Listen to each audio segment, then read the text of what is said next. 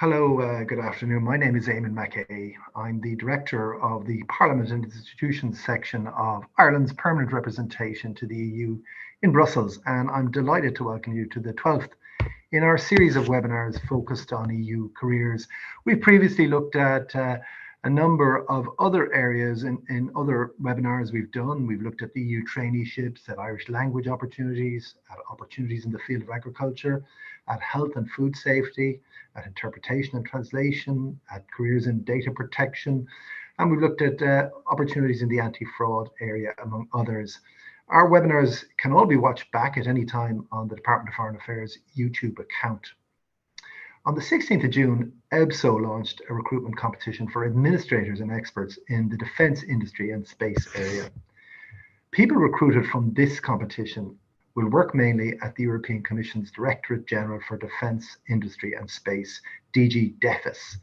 And the deadline to apply for these jobs is 19th of July 2022. So today's webinar is aimed at providing more information on that specific competition. And we will also hear from an Irish colleague currently working in DG DEFUS. The Department of Foreign Affairs provides support to Irish citizens applying for jobs in the EU at every step of the process, including access to online practice packs for computer-based tests and one-to-one training, depending on the competition stage.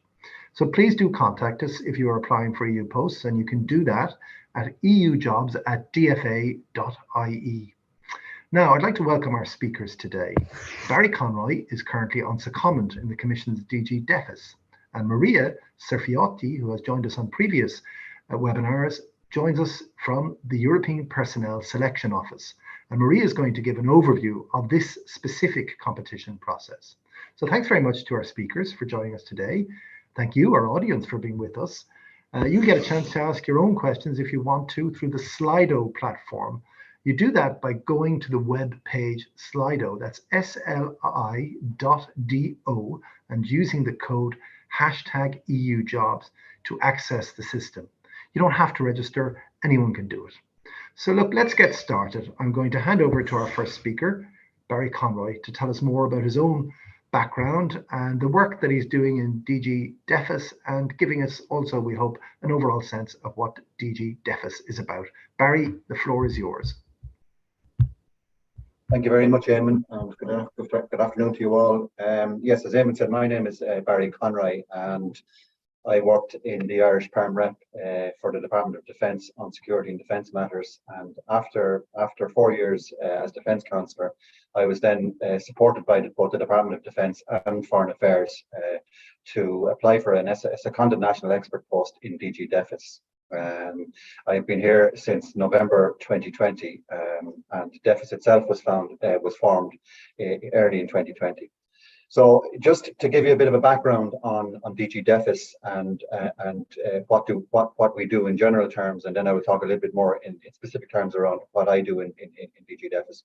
So the Directorate General was formed in early 2020, and it leads the Commission's activities in defence industry and space sector, which is why the pronunciation of the full word DG DEFUS is very important, because it's not just defence industry, it also covers the very significant area of space. In the area of defence industry, where I work, DEFUS is in charge of upholding the competitiveness and innovation of the European defence industry by ensuring the evolution of an able European defence technological and industrial base. Prior to the establishment of DG DEFUS, the EU, the aim really was to see how can the Commission and Member States strengthen what was then and to some extent still is a fragmented EU defence industry. So in the area of space, DG DEFUS is in charge of implementing the EU space programme, consisting of some programmes that may be familiar to you, Copernicus and Galileo, and also the European Geostationary Navigation Overlay Service, which is thankfully abbreviated to EGNOS. Some of the key priorities that we have for the year ahead is effectively implementing an oversight of the European Defence Fund. The Defence Fund is an €8 billion fund during the lifetime of the multi-annual financial framework until 2027, as I said, comprising of defence programmes over that period, effectively around the order of 1 billion per year. The objective also is to build an open and competitive European defence equipment market and enforcing EU procurement rules on defence. And we also have a strong role in leading on the implementation of the action plan on military mobility. Fourthly, we are responsible for fostering a strong and innovative space industry, maintaining the EU's autonomous, reliable and cost-effective access to space, and implementing the EU space programs covering Galileo, EGNOS and Copernicus. We also explore ways in which we can make the most of our assets to deliver on our climate objective, improving the crucial link between space, defence and security. Our Director General is Timo Pessanen, and my director here in DG DEFUS A is Francois Arbault. We are comprised of 4 units. Unit A covers defence policy, defence industry policy. So that's the area I work in, and I will talk a little bit about what I do in DG DEFUS A1 in a second. DEFUS A2 focuses on the programming of the European Defence Fund. And DEFUS A3 focuses on implementation of the European Defence Fund, focusing on defence technologies. In this context, for example, the colleagues in DEFUS A3 are working on the European Defence Innovation Scheme, which aims at attracting small, medium-sized enterprises, which will be of particular interest to Ireland, attracting these entities into the defence world. And DEFUS A4 focused on implementation in relation to defence systems. So from that context, the work here is very rich, and it's also very varied. So, for example, in DEFUS A1, I deal with briefing our Director General and our directors when they attend meetings with member states. In particular, we attend Foreign Affairs Council, where many of you will be familiar. Defence matters are raised, and in particular, we focus on defence industry. In the last number of weeks and months, for many reasons, DG DEFI has now begun to focus on implementation of the Defence Fund. But beyond that, we move towards getting to the next level in terms of cooperation between member states. For the moment, for example, colleagues here are putting together a short-term instrument to promote cooperation between member states in relation to procurement of defence capability. So in terms of what precisely I do, as I say, it's varied. Provide briefing to our Director General, but also attend working groups and represent DG DEFUS at those member state working groups, notably Political and Security Committee, but also a Political and Military Group. These are the areas that other colleagues will be involved in, for example, evaluating proposals for member states or entities within member states for defence fund projects. Other colleagues are involved in pushing forward an EU defence innovation scheme, which will again involve reaching out to member states and entities within member states to promote the defence fund itself and also to promote participation. Particularly of interest to Ireland is to focus on small and medium-sized enterprises. As colleagues on this call will be well aware, that we don't have a traditional defence industry in Ireland, and therefore the objective really will be to try and reach out to small and medium-sized enterprise in the civil sector to see to what extent they can actually participate in the defence fund. There are many opportunities, and our job is to try and do that through whatever opportunities, whatever way we can. I was also involved in establishing a national focal point network on which Ireland is represented, and again, a useful way for defence industry to get in touch with the defence fund. I'm happy to share further insights in terms of what precisely I do and what we do later in the call, if that's considered, or happy to answer any questions that you may have. But for now, for me, I would say the work is extremely interesting, extremely varied, and also very rewarding, and very much supported by colleagues in foreign affairs and in defence. I mean, that's it for me for the moment. Thank you very much for the opportunity. Thanks, Barry, for giving us that sense of just what DG DEFUS does, and how you sit within that. Obviously, it's an evolving space and an interesting area for people to work in, and this competition does present an opportunity for Irish nationals to put their candidacies forward and to go through the concours process. That brings us, I suppose, neatly to you, Maria. You're going to talk us through the nuts and bolts of this current competition, and the floor is yours for that purpose. Thanks, Maria, over to you. Thank you, Eamonn. Thank you for having me. So I will talk to you today about the selection procedure that we organize from the EPSO, the European Selection Personnel Office, and the requirements that are needed in order to be eligible to apply to this competition. I will just share my screen. I have a short presentation just to walk you through. Just give me a second. I hope you can all see it. So what are we looking for? So based on qualifications and tests, EPSO will draw up a reserve list of 100 in total experts in the fields of defense industry and space, for which, as already mentioned, DG DEFUS, the Director General for Space or Defense Industry and Space, will recruit new members as for the civil service. It's actually 48 successful candidates in the field of defense and 52 in the field of space. Now, the duties, Barry mentioned already some of them in general, and these in this slide here are just to name a few of a long list of duties. For example, to support the European Commission in the implementation of the European defense programs. And for example, that could be negotiate and monitor complex agreements with organizations, and represent the European Commission in discussions and negotiations with stakeholders. That could be ministries of defense in member states or NATO or the Council of the EU. Contribute to the EU industrial policy and internal market policy in the area of defense by conceiving, drafting, monitoring and analyzing related policy and legislation and carrying out analysis.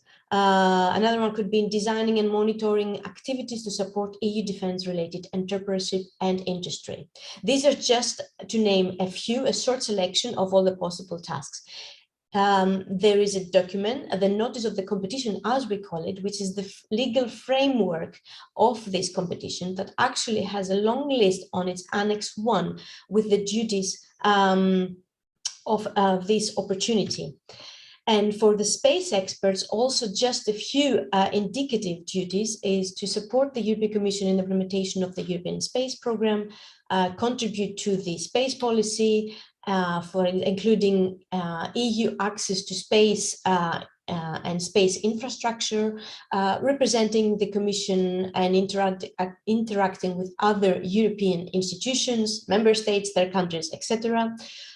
Design innovative actions to support the EU space, related entrepreneurship and industry, as well as in representing the European, the European Commission with other institutions, member states, etc. The same for the space expert. There's a long list of duties in the Annex 1 of the notice of the competition. Now, what are the general conditions? So in order to be eligible to apply for this competition, you must have full rights as a citizen of an EU member state, as well as meet any obligation under national laws on military service. Also, you must meet the character requirements of being an EU official, a general rule for appropriate behavior and ethical standards. Now, although it is not a condition for applying, I do want to point out at this stage that due to the nature of the duties of this competition, if you are successful prior to your recruitment, you will be required to undergo a security clearance procedure. Information about this and the details are provided in the notes of the competition, the document with all the information in the Annex 2. Now, what are the specific conditions in order to apply for an AD7 position? Now, the AD7, that represents actually professional experience required as well as a salary. So it's the grade that you will be recruited. So specific conditions for AD7, that would be completed university studies of at least 4 years plus at least 6 years of professional experience. Now, if your university studies were of 3 years, then you need at least 7 years of professional experience, as well as thorough knowledge of 2 EU official languages. Now, for the 89, which is a higher grade, so more professional experience is required, and the salary would also be higher.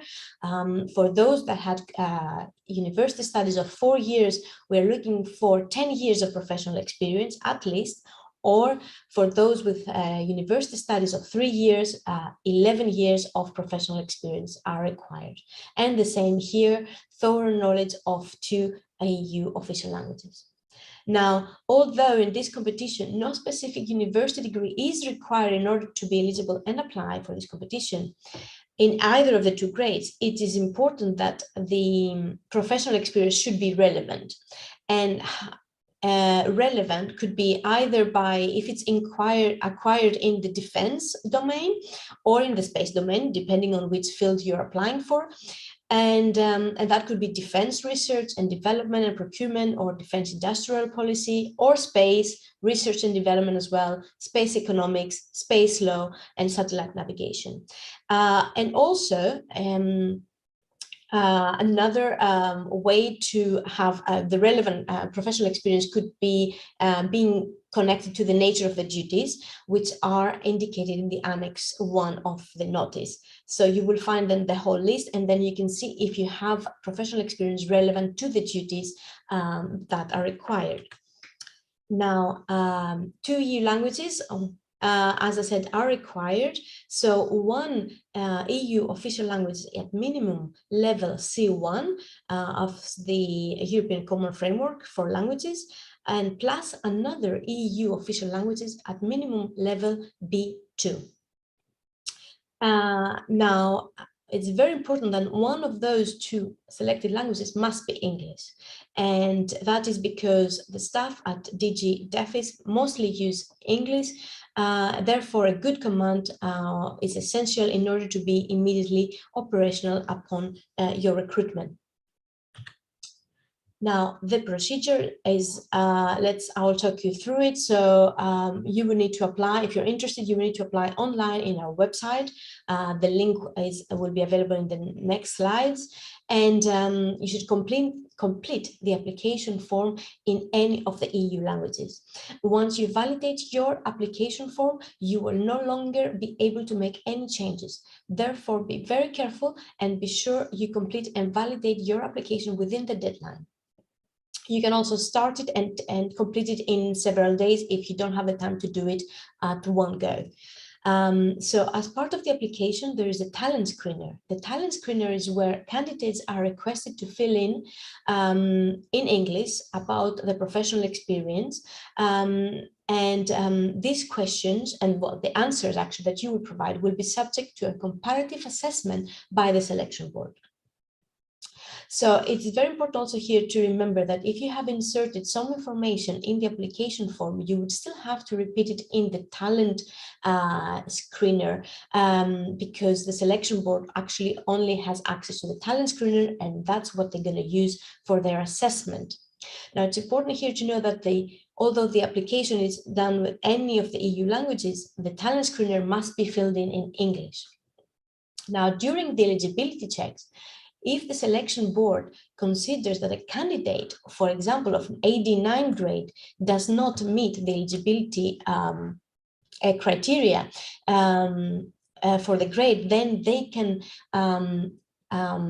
decide to choose them to go into the AD7 grade, provided, of course, that the candidate concerned meets the eligibility requirements for the lower grade, the AD7, as well as that the candidate has given their consent. So that's very important for your application, to give your consent in your application for reassignment in case that is that the selection board thinks that this is necessary.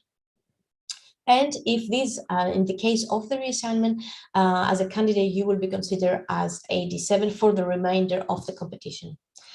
So for those candidates that are eligible, the selection board will carry out a selection based on qualifications. All the information is available on the Annex 4 of the notice, and as a result of this assessment, the selection board will draw up a list of maximum 300 candidates per field and per grade to be invited to the next stage, where You will be assessed in the reasoning ability, your reasoning abilities, and as well as general and field-related competencies. Now, in these two phases, following those two phases, the selection board will check the supporting documentation that you have provided in your application before establishing the reserve list. The reserve list will include the names only of those candidates who have obtained the required marks in the test, as well as the highest overall marks. And the reserve list will be made available to the HR services of the DEFUS, where they will invite you for an interview prior to recruitment. Now, let's see a bit in detail the computer-based reasoning test. So this will be abstract, numerical, and verbal, and this will be in the selected language that you have put into your application, which is not English. There is no pass mark for the tests. However, you must reach a pass mark for at least 20 out of 40 in total of all the tests combined. And these marks actually will not count in your overall final mark. So, for example, if you have selected English and Gaelic in your application, then the computer-based reasoning text will be in Gaelic. Now, in the assessment center, the general competence will be assessed in English, although there is no pass mark per competency. You still need to reach a pass mark of at least 40 out of 80 in total for all the competencies combined. And that mark will actually count towards your final overall mark. And then we have the field-related competencies will be assessed through two tests in English, a field-related interview and a written test. And those marks as well will count towards your final overall mark. Now, how to apply? This is the dedicated page that we have for the specific competition, and that will lead you with all the information about the competition. And the most important thing is the notice of the competition. It is the legal document that contains the legal framework of the procedure. And I would advise you to read it very carefully and thoroughly because it has quite a few details actually that we didn't have the time to cover in this presentation. And I'm sure you will find it very useful for your application as well as for the whole procedure. Now, it is very important also to know that when you apply, you may apply onto one field and one grade. So you must make the choice when you apply, and you will not be able to change it afterwards. And as we said, the selection board may reassign an application for grade 89 to grade 87 if they do not think you meet the requirements. You will also find instruction how to do your online application if you've never done it before, and then some sample tests. There are very few, but just to give you an idea. And I'm also including here, there is a page where we have myths and facts about the tests. I think that will be useful information to prepare you for the selection procedure. Not to forget that the deadline is the 19th of July, and all the information about rules and rights as well as salaries can be found in the dedicated webpage. For those that will participate, they can send the link, and you can find everything actually online. So that is all from my side about the procedure, and of course I'll be happy to answer any questions you have related to it. Thank you. Thanks, Maria. Thanks very much for once again great clarity in how you've presented us the way to go for candidates who want to apply for this competition, what they need to do, the do's and don'ts. Just to remind our audience today about the possibility of asking questions, you do so by going to Slido, that's sli.do, and entering as password the code #EUjobs. We already have some questions appearing on Slido, and maybe we'll get to those in a moment. Perhaps I'll start with one of my own and I can match this with a question which is coming in on Slido, where somebody has asked whether it's possible to apply for these positions and to work from Ireland, traveling to Brussels occasionally. Now, I think the short answer to that, Maria, is no. These positions are based in Brussels, and I think you've got to be based here. But correct me if there's any modification on that. But that's my understanding of it. And then I have a kind of a follow-up question for Barry, which would be just for those who are considering applying and who may be wondering about life in Brussels. Do you have any insights you'd like to share about Brussels in terms of how you found it as a place to live and work? So maybe Maria, just to confirm my understanding, and then over to Barry. Sure. Yes, you're absolutely right, Eamonn. Actually, these positions are for located in Brussels. So you will have to be, in a way, physically here. Sometimes we have teleworking is possible, but that is exceptional, and your base should be, must be Brussels. Thanks, Maria. Barry. Thanks, Eamonn. Just to complement what Maria said, most of the work that DG DEFUS does, irrespective of Commission guidance on this, is based in Brussels. We are fully located in Rue here in the European Quarter near Schumann. So in terms of life in Brussels, what's it like? I suppose I'm here 6 years now, so I have settled in quite nicely, thankfully. It's a fantastic city to live in, very much underrated, and there are initial difficulties and challenges associated with the administrative system, but once you crack them, it takes about 6 months to get yourself fully incorporated into Brussels life. But once you crack them, once you get settled in, my experience has been overwhelmingly positive, and I know that many of the colleagues who work in the Perm Rep would have the same view. There is a bit of heavy lifting at the start, as I say, but in terms of moving from Ireland to Brussels, but also, as I say, engaging with the administrative system.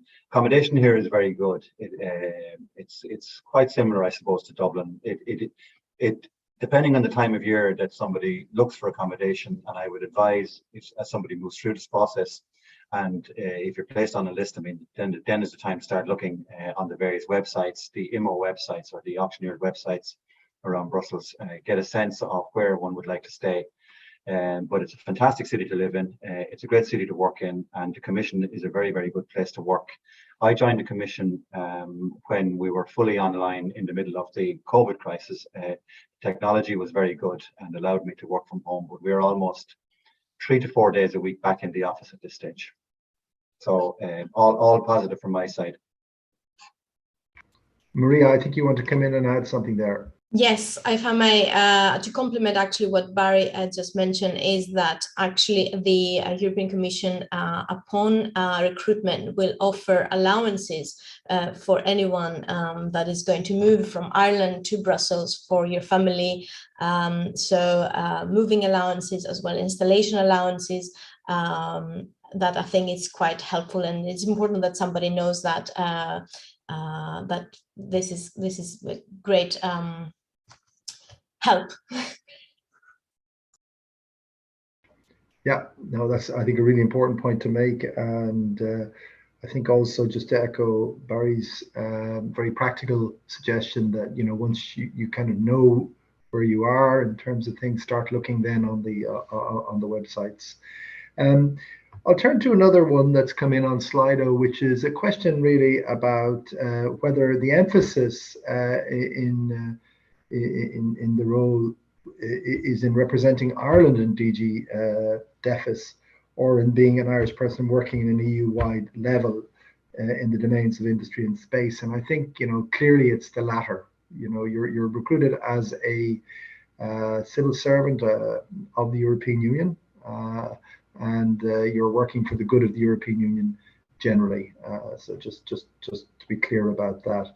It's not there to serve your own member state, although of course having a background in a particular member state gives you a particular understanding of the maybe policies and practices of that member state, which is helpful to have and to be able to bring to the table. But your focus is pan EU and working for the European Union generally. Let me turn to another question that I was keen to put to you, Maria. You've emphasized a little bit about the importance of the booklet, the notice of the competition, and, you know, we have been asked previously, it's a long document, it's a complicated document because it has to be, it has a legal base and so on. And some people have asked us whether, you really need to read it all. And I think, Maria, there's a simple answer to that, but I think it's useful for people to hear it. Yes, we are aware that this is a long, not very attractive document to read, or is user-friendly, but it's actually very important. And why it's important? Because it has all the details about the conditions and the tests. So it tells you all about what you're going to be asked, about how it's going to work out, the procedure. I mean, we discussed about the marking, but also the duties. The duties, for example, that I only picked up a few. The list is quite long, so I think it is worth looking at. That is the Annex 1. And there is also information about the security clearance. So that would be also something that somebody might want to look into, because that is not a condition, but you will be asked if you pass the test. So I would indeed advise us everyone to read. We also have an infographic in our website to facilitate, but it's still not the same, because also you have information about, in the notes of the competition, information about the experience, what counts as a professional experience, PhD, part-time work, or military service that you may have done, or even paternity leaves, maternity leaves. All that information is there that is important for you to know what counts as professional experience, for example, to know if you have the years required. So I would advise to bear with it, and please try to read it before applying. And yeah, thank you. Thanks, Maria. And maybe just to give you time to draw breath, I have two for Barry here, and then I'm going to come back. There's another one that's come in on Slido that I think would be more for you, Maria. So I'll start, Barry, with two for you. I think you partly answered this, but it might be useful to elaborate a little bit. Many people considering applying for these kinds of positions may be nervous about kind of the broader language requirements of working in the Commission. And I suppose it might be useful if we get a sense of your experience of what language requirements are day to day, as opposed to formally what they might be in a competition. And then one other question, maybe, Barry, for you to take, and it's just around the question of whether there are opportunities for self-development in DG DEFUS, career development in that sense. Thanks, Eamonn. And I suppose, just if I could, Eamonn, just to complement what you said in relation to answering the question around who do you represent when you come to the Commission. Of course, you represent the Commission. Doesn't harm to have a good understanding of the positions of the various member states. While you're not bringing that to the table, you're negotiating on behalf of the Commission. Our Director General is keen to ensure that there's a broad representation across member states to ensure that we get the full picture within DG DEFUS. In terms of language requirements, very good question, and it's something I didn't mention in my introduction. I should have. The language, as Maria mentioned here, is the working language in DG DEFUS is English. So I wouldn't be daunted by a lack of knowledge of French or any other EU language. But it does help to have a bit of French, because there are times when briefing requests come in French, or material circulated is in French. Of course, it can be translated, and it is easily translated. But having a good grasp of English is really, really important. French will come.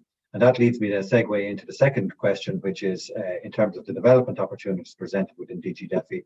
I could say, that across the board, from my experience, the Commission already in 2 years have provided me with opportunities to train across a number of different areas, including language training, which I have taken advantage of.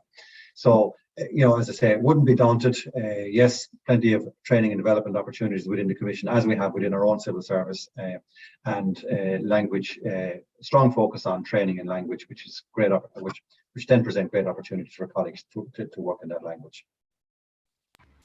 And maybe just to flesh out one particular angle there, which is around the competition. The working language is clear from what Barry has said, and how you would survive and the levels you would need of different languages in the context of already being in the door. That's clear.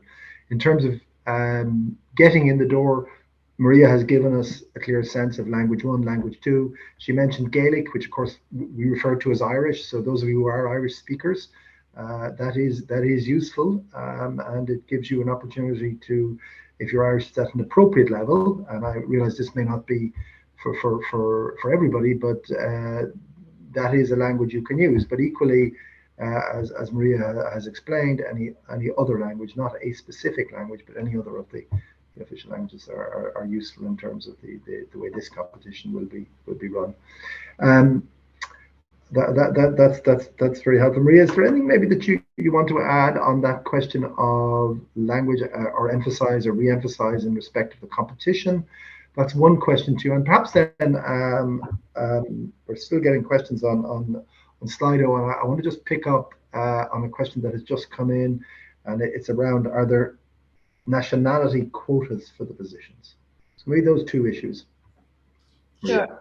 So about the languages, indeed, what you already mentioned, you and Barry, it's absolutely right about the English. It is stated very clearly that English is the working language of the Director General, and that's why it is required for the assessment center. So all the for the competencies and the field-related competencies, the interviews, all that will be in English, and any other knowledge of any other language will be an asset, of course, right, for the candidates.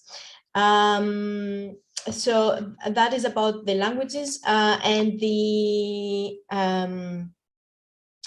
excuse me, Eamonn, what was the second question? It was nationality quotas. Yes, nationality quotas. No, there are no nationality quotas actually in any competition, and in this one as well. We don't, that would be discrimination. So everybody, it depends on your marks and how well you do in the test, and not on your nationality or any other factor.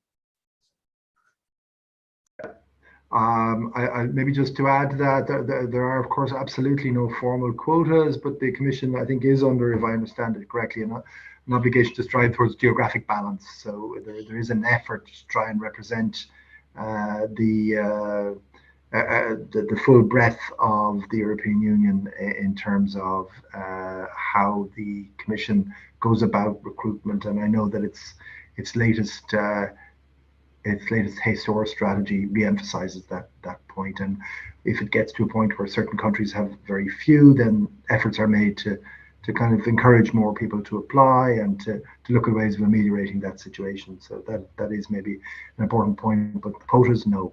Maria, anything else on that before I turn to another question that has just popped up here for Barry, and I'll give him a second to think about it, which is, any idea how many people are currently working in the DG DEFUS space field, that side of the house?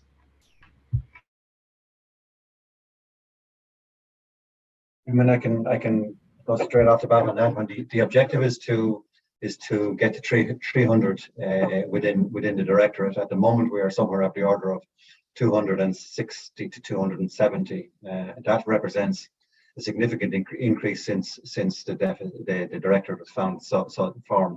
So, because of the growing workload, because of the increased area of activity for DG DEFI, we are somewhere of the order of 260 to 270. So I think in commission terms, it's a relatively small directorate. I can say for certain it's the newest DG, but that's the staff number we're talking about.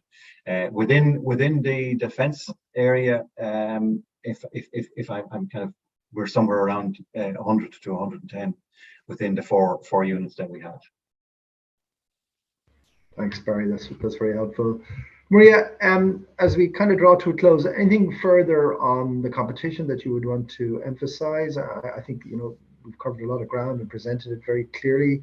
But if there is anything, that's come out of the discussion we've been having that you want to wrap up on, now would be a great moment. I think we've actually tracked everything that's come in on Slido, and Barry, likewise, maybe if there's anything else you want to emphasize in conclusion, I'd have both of you do that, and then I'll make a couple of concluding remarks. So Maria, over to you. Thank you.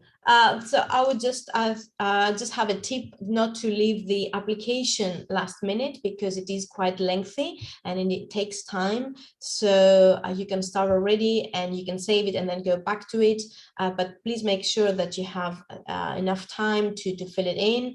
And to do read the document, the notice, it is very useful, and you will also know what documents you need to provide us with in your application. And yeah, there's the website with all the information you can find there about the competition. That later on we will, once it's closed, we will provide you with information about the applicants, how many, and the next steps, when they're going to be. We will know then how many people applied, and accordingly we will know about approximately the dates of the next steps for the invitation of the next steps. Thank you.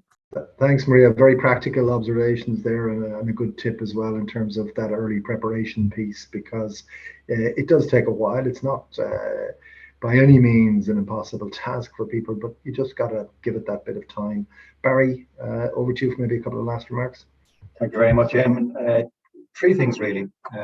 Firstly, I would strongly encourage people to give this a serious look. Why would I say that? One, the commission is a great place to work. Very enjoyable to work. You get to work with colleagues with significant and huge experience across defence industry and space. Number one. Number two, the subject matter itself is extremely interesting and very, very topical for obvious reasons. But I mean, it's an incredibly interesting area to work. Probably one of the most interesting in my career to date. Third piece really is Brussels is a great place to live. I could not emphasize that strongly enough. There is an upfront challenge in terms of getting here, but it is more than counterbalanced by the benefits of living and working in a fantastic city like Brussels. So I would strongly encourage colleagues to take a serious look at this. And Eamonn, thanks for the opportunity. That's it. Yeah. Thanks very much indeed. And maybe then just to bring us to a close, can I thank our speakers? Sincere thanks to you, Barry, for sharing your experience of working in DG DEFUS. And again, thanks for being with us, Maria, to once again provide us the insight into the recruitment process that's really invaluable for candidates. I found it very interesting today, and I hope that our audience out there has also found it good watching and useful watching. I hope also that the webinar has offered encouragement to all of you who have joined us online. And I want to thank you for taking an interest in this event. Again, just to stress in closing, the Department of Foreign Affairs is willing and able to assist people who apply for EU jobs. There is support available from us, so do get in contact with us at eujobs@dfa.ie if you're applying for EU jobs.